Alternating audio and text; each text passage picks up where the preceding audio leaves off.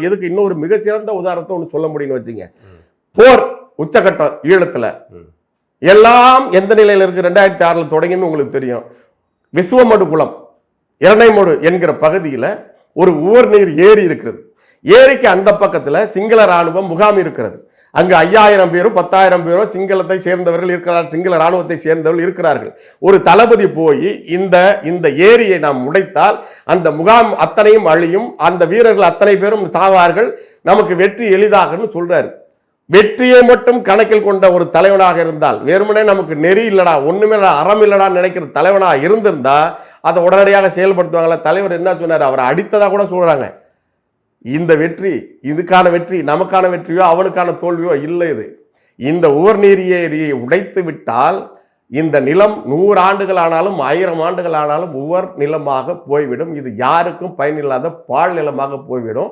அப்படி ஒரு வெற்றி நமக்கு அவசியம் இல்லை என்று சொன்ன தலைவனின் வழியில நிற்கிறோம். நம்ம இன்னைக்கு இருக்கிற ஒரு அற்ப வெற்றிக்காக ஒரு கூட்டணிக்காக போய் கொள்கை எது இந்த கட்சியின் இலக்கு அல்லது இவர்கள் பேசுகிற கோட்பாடின் இலக்கு? இது நாம் தமிழரின் கோட்பாடு இல்ல, தமிழினத்தின் கோட்பாடுங்கிறது.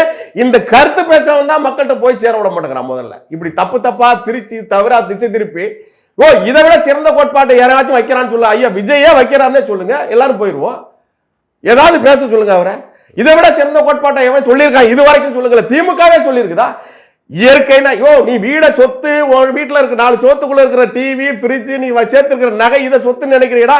தேசம் இருந்தா தாண்டா தேர்தலை நடத்த முடியும்.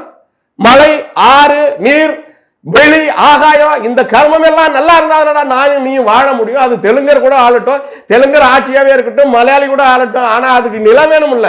அந்த நிலத்தை காப்பாற்ற அரசியல் பேசுறதை விட ஒரு உன்னதமான உயர்ந்த கோட்பாட்டை எந்த கட்சி பேசுது?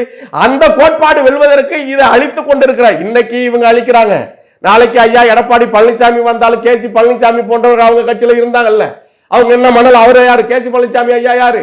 அவர் ஆற்று மணல் அல்லலையா? ஆறுமுகசாமி யாரு கோயம்புத்தூர்ல? இவங்க அல்லலையா? அப்ப அவர் தடுத்துருவாரா? அவரால் தடுக்க முடியுமா? அந்த அடிப்படை வலு வேணும்ல ஒரு கட்சிக்கு. நீங்க மைனாரிட்டி அரசாக அமைந்து நீங்க யாரு கூட கூட்டணி சேர்ந்து ஆட்சி அமைச்சாலும் ஒண்ணுமே செய்ய முடியாது.